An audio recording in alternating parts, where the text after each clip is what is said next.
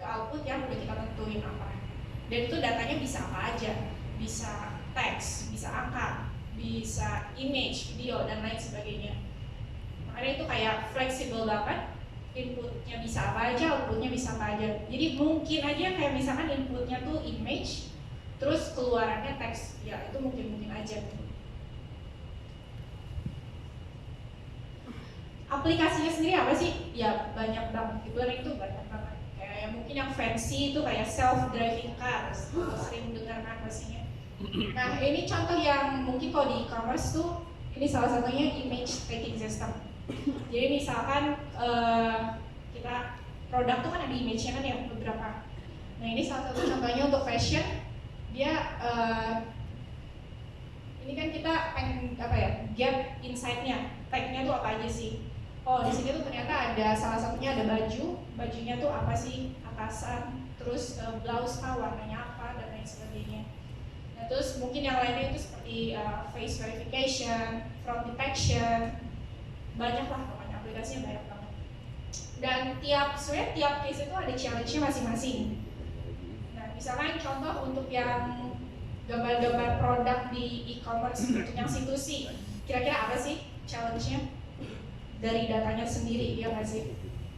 Contohnya apa? Misalkan kalau orang upload gambar tuh kadang-kadang terlalu gelap, misalkan lightingnya jelek, atau di satu file gambar itu apa ya, kalau kita sebut tuh kayak photo collage gitu, jadi satu gambar tapi sebenarnya itu ada beberapa gambar, kayak sebenarnya ini mirip sih, cuma kalau ini kan masih agak bagus lah ya, objeknya masih sama gitu. Kadang-kadang ada yang posenya udah beda, terus lightingnya jelek, mungkin angle-nya juga jelek dan lain sebagainya. Ada juga yang kalau ini mungkin teksnya masih di atasnya, ada yang kadang-kadang tuh nimpa-nimpa di bawahnya gitu. Jadi challenge-nya sebenarnya cukup besar untuk di situ sih e-commerce. Sama halnya kayak face verification juga. Misalkan ini kebetulan angle-nya sama, cuma yang satu zoom ke mukanya, yang satu dia ada badannya. Nah model kita tuh kira-kira bakal bisa nggak sih untuk ngedetect ini tuh sebenarnya orang yang sama kah atau enggak gitu. Atau kalau misalkan gambarnya ini yang satu di depan, tampil depan, yang satu tampilnya pinggir kayak gini. Nah itu juga model kita kira-kira bisa nggak sih untuk detect itu. Atau mungkin kalau yang lebih fancy kayak face ID yang zaman sekarang tuh di HP kan pada canggih tuh sekarang. Nah itu bisa nggak sih ngedetect kayak identical twins kayak gitu, bisa nggak sih? Dan lain-lain. Nah in general challenges-nya apa sih kalau waktu kita bicara tentang deep learning? Kadang-kadang kita nggak tahu how deep gitu. Kita nggak akan tahu sampai kita coba, kita hands-on, kita experiments, kita visualisasiin keluarannya apa, baru kita bisa lihat, oh ternyata layer ini keluarannya kayak gini, layer ini kayak gini, dan seterusnya. Nah terus manage the right data. Jadi mungkin tadi juga sempat ada kayak beberapa yang bertanya apakah data itu udah bersih kah atau belum. Iya, kenyataannya di dunia ini nggak ada yang bersih, atau kita harus proses lagi, kita harus bersihin lagi. Dan yang paling penting sebenarnya kita punya datanya nggak sih, gitu. Karena apapun teknik yang kalian pakai di machine learning, kalau datanya itu jelek, kalian nggak bisa buat model yang bagus. Kenapa? Karena machine learning model itu sebenarnya simply belajar dari examples. Jadi kalau examplesnya bagus, kalian bisa membuat model yang bagus. Kalau examplenya jelek, ya berdoa juga kayaknya nggak keluar. Nah, yang ketiga untuk deep learning memang butuh mesin yang lebih powerful dari biasanya, karena biasanya itu kan mungkin kalau pakai CPU biasa itu masih oke. Sebenarnya nggak semua kasus deep learning, tergantung datanya juga apa. Kalau misalkan data-data untuk kayak image, video itu kemungkinan besar pasti butuh GPU, dan GPU-nya ya lumayan biasanya. Jadi kalau misalkan bagi kalian yang mungkin masih suka main Dota gitu, terus di laptop kalian masih nge-lag gitu data, itu kayaknya agak sulit sih kalau kalian mau bikin model-model untuk ya image dan video dan lain sebagainya. Hyperparameters.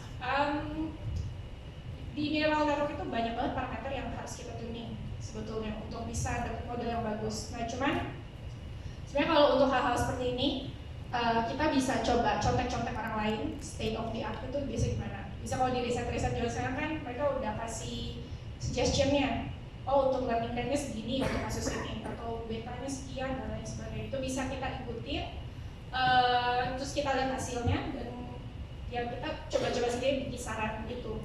Tapi biasanya sih kalau yang udah disuggest sama di riset itu ya biasanya itu works gitu. Nah yang paling unik itu sebenarnya ini unintended outcome. Jadi mungkin kalau kalian suka baca-baca blog tentang AI, deep learning dan lain sebagainya, mungkin ini kalian pernah sempat lihat yang seperti ini, gambar seperti ini. Jadi itu ceritanya apa ya, game racing boat, simply gitu aja. Nah ini multiplayer dan di satu game itu bisa up to 4 boats gitu. Nah problemnya apa? Kalian bisa tebak ya ini problemnya apa? Ayo nih, ini kayaknya udah ngantuk ya, lapar, ngantuk gitu.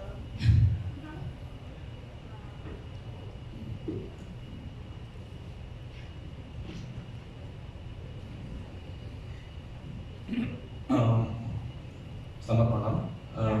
Jadi menurut saya di sini permasalahannya si AI-nya ini malah mikir dia nyari poin terbanyak bukan nyelesain balapannya. Iya, betul banget. Pernah baca belum tahu?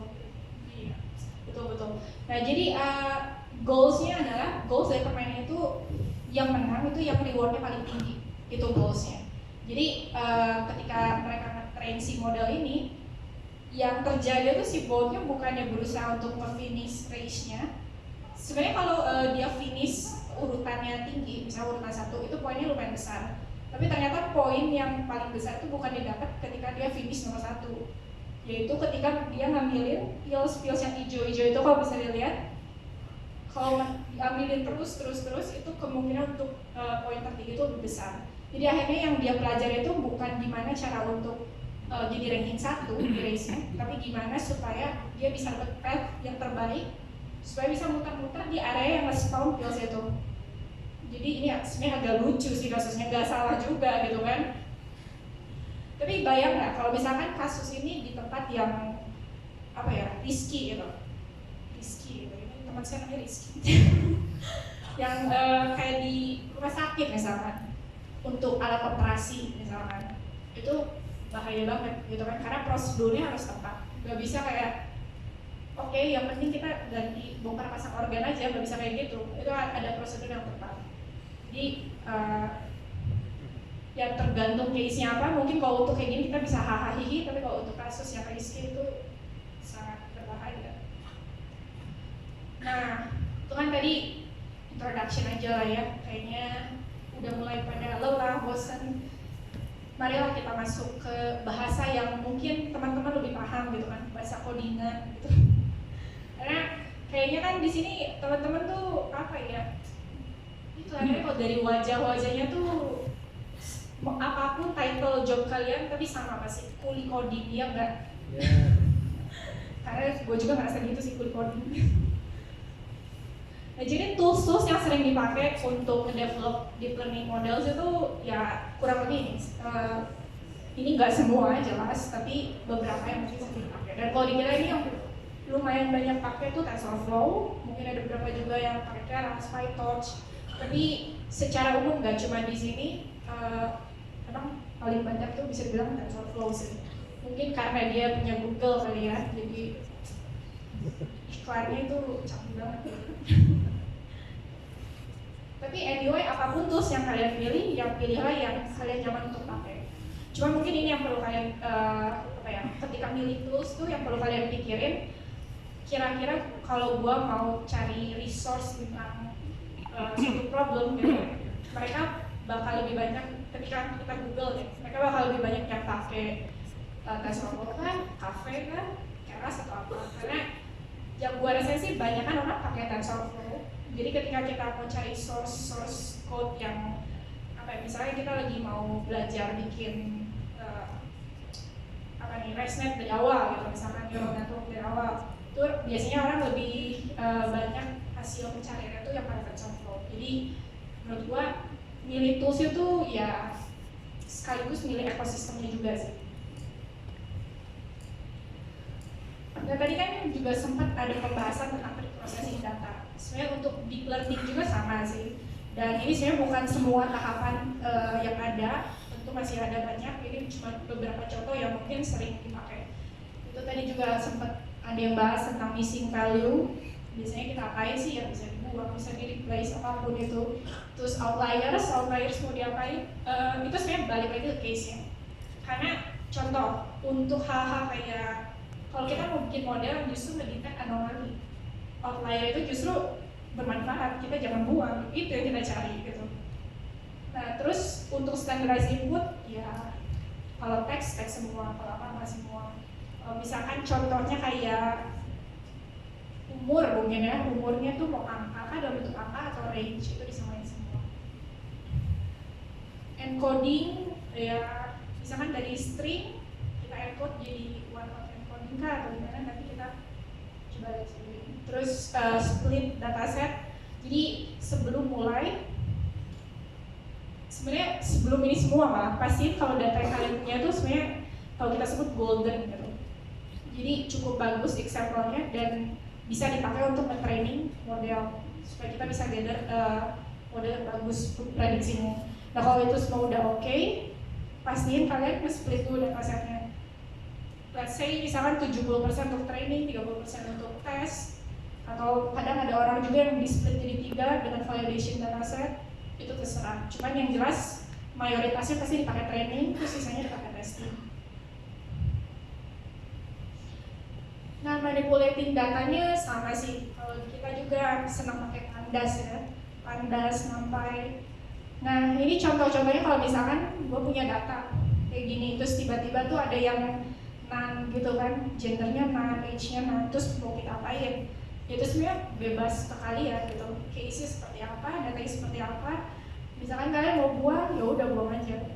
Simple banget, tinggal di drop. Atau kalian mau ganti dengan, kalau di sini contohnya ya simple, gue kasih min 1 tapi gak harus min 1, bisa aja average atau apa dan terserah. Itu juga bisa simply kalau pakai pandas tuh banyak banget function yang bisa dipakai untuk hal-hal seperti ini. Sama satu lagi sih yang belum gua masukin di sini tuh ini. Tadi juga sempat ada pertanyaan yang tentang kalau datanya besar itu gimana. Sebenarnya salah satu caranya kita bisa read-nya tuh by chunks gitu. Jadi nggak sekaligus semua file di read, tapi kita read-nya kayak misalkan maksimum satu chunk itu 1000 baris misalkan. Itu juga bisa. Dan itu pandas punya function itu read by chunks. Nah ini tuh scaling. Jadi kalau misalkan ini dilihat, ini kan ada yang angkanya 0, 100, 98 dan lain sebagainya. Ini range-nya sebenarnya cukup lumayan jauh, lumayan besar. Nah yang sebaiknya dilakukan adalah kita scale itu. Jadi yang paling sering dipakai itu min-max scaling, jadi di scale dari 0 sampai 1. Nah tapi kita harus perhatiin juga, ini kan built-in function, jadi kita harus perhatiin juga keluarannya kira-kira sesuai nggak sih dengan yang kita pengen. Karena pertama kali ketika gue coba ini, ekspektasi gue tuh sebenarnya di sini nilai minimumnya 0, nilai maksimumnya 100. Jadi semua di scale berdasarkan nilai itu. Tapi ternyata yang terjadi adalah bukan seperti itu. Jadi pemilihan min-max itu based on column.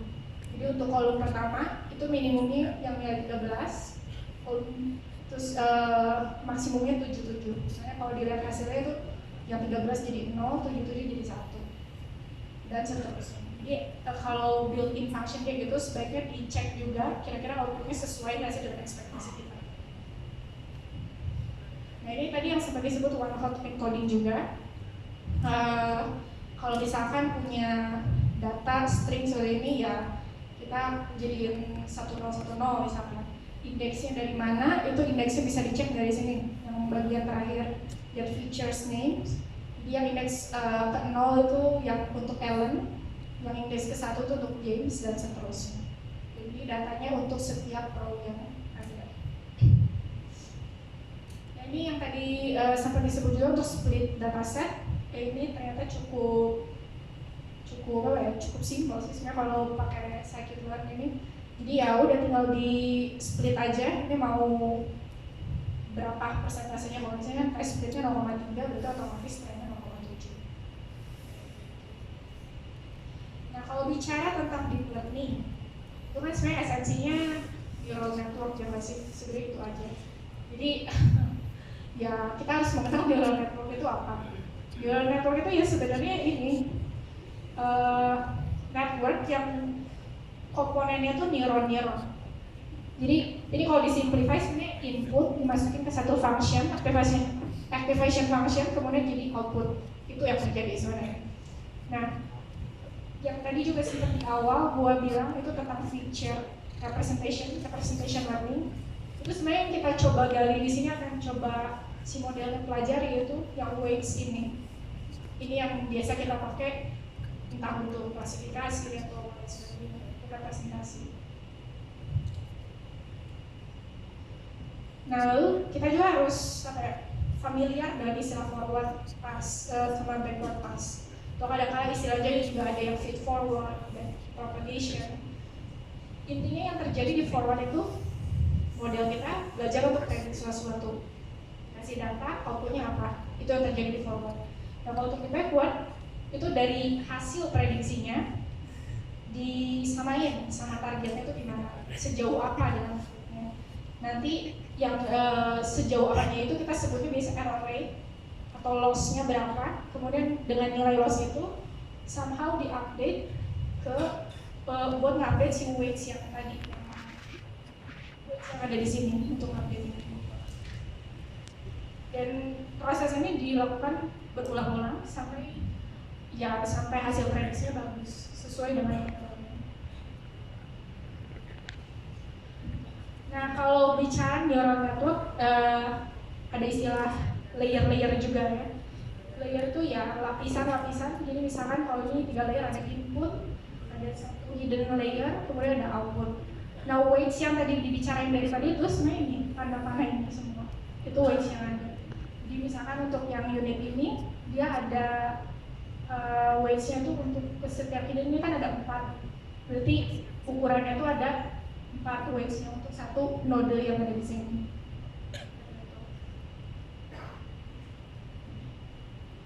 Mungkin nggak sih kalau kita bikin neural network dari 0 pakai NumPy? Mungkin banget. Cuman yang nggak ya anyway, kita coba percepat aja. Nah, jadi neural network ini bisa. Jadi hal pertama yang harus kita set dulu itu kita pasihin punya tempat untuk menyimpan si weights dan biasnya itu.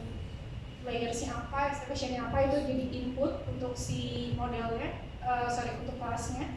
Kemudian di sini kita harus pastiin kita punya yang namanya forward pass, backward pass. Yang tadi kan itu untuk prediknya apa, terus untuk nge-update si weights-nya gimana, itu terjadi di backward pass, kemudian trainingnya udah gimana. Nah, ini yang forward pass ini kurang lebih kayak gini aja, singkat aja. Jadi kita kan tadi ada activation-nya apa, kita ambil activation-nya apa, kemudian si inputnya itu kalau tadi kalian ingat yang di awal juga itu kan ada dot product dari si weight dengan si inputnya apa. Nah, itu yang terjadi di Z ini, Z yang self weights dot plus bias dan lain sebagainya. Nah, itu dilakukan terus-menerus untuk semua layer. Kemudian ini untuk backward pass-nya. Ya simply yang terjadi itu di-iterate. Kalau tadi forward kan di-iterate kita dari awal sampai akhir. Kalau backward itu kita iterate dari akhir, kita hitung loss-nya berapa di akhir, kemudian kita coba ambil loss itu dan update weights yang dari layer yang sebelum-sebelumnya. Nah, trainingnya tuh gimana? Trainingnya tuh ya yang kalau misalkan kalian sering dengar berapa epoch sih, berapa iterasi dan lain sebagainya. Nah, itu yang terjadi di training. Jadi hal itu diulang berulang kali. Jadi epoch itu hyperparameters yang kita masukin. Kita ulang berulang kali, terus kita lakukan yang tadi prediksinya forward pass berapa, kemudian kita hitung yang backward pass-nya. Terus ini tuh bagian yang untuk kita update si weights and biases. Nah, kalau di kita sendiri itu sebenarnya nggak pakai yang NumPy tadi. Kalau kita main deep learning, karena itu sulit untuk di-maintain. Kemungkinan kita ketemu bug-nya lebih besar gitu. Dan hal-hal yang tidak diharapkan. Nah, jadi kita pakai tools yang memang udah tersedia untuk deep learning. Dan yang salah satu yang paling sering gua pakai itu TensorFlow. Nah, gimana cara kita nge-translate yang tadi ke bahasa ke TensorFlow itu gimana? By the way, di TensorFlow itu ada dua jenis eksekusi. Ini ada graph execution, satu lagi ada yang namanya eager execution. Jadi yang bakal gue tampilin di sini tuh yang graph execution. Kurang lebih graph execution tuh kita buat dulu nodes-nya seperti apa. Terus setelah nodes-nya jadi, baru kita jalanin. Kita mau run node yang mana dan inputnya apa. Nah, jadi yang pertama yang dilakukan tuh tadi kita harus initialize dulu. Placeholder itu sebenarnya untuk naruh inputnya sih. Jadi inputnya tuh kita tentuin dulu, kita harus tentuin ukurannya berapa, terus labels ini yang ground truth-nya berapa, yang jadi target kita apa. Ya, learning rate itu cuma salah satu contoh hyperparameters yang kita masukin. Nah, kemudian cara bikin layer sih gimana? Kalau tadi kan kita harus tentuin harus siapin satu array, satu matrix buat menyimpan si weights dan biasnya.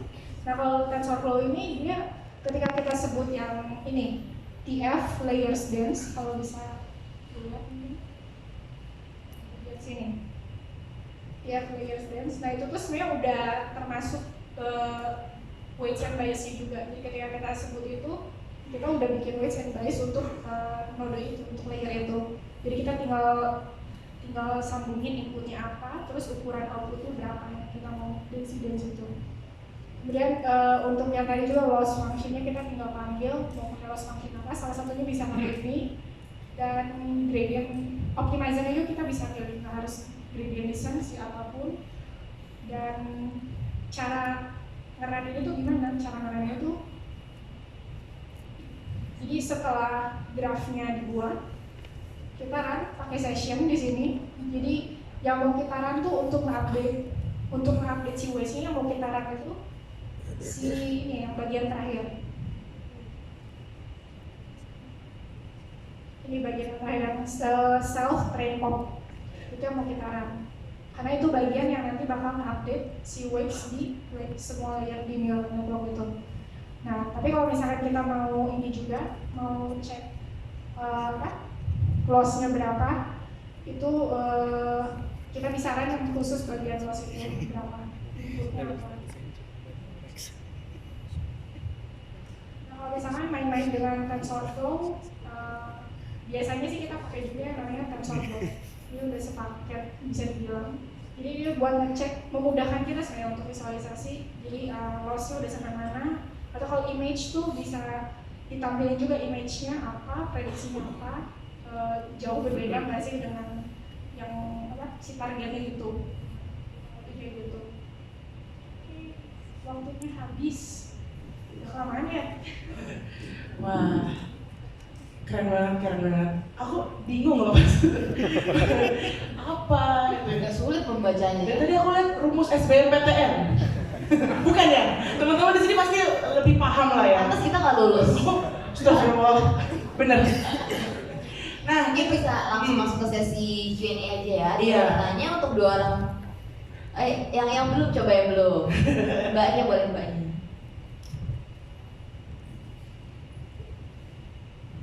Halo, selamat malam.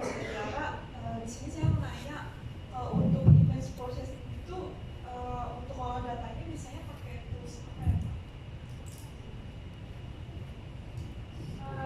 Dengan bahasa apa? Tiara. Pengolahan yang dimaksud itu gimana? Maksudnya pre-processing-nya kah atau untuk nge-read image-nya atau gimana? Untuk baca image.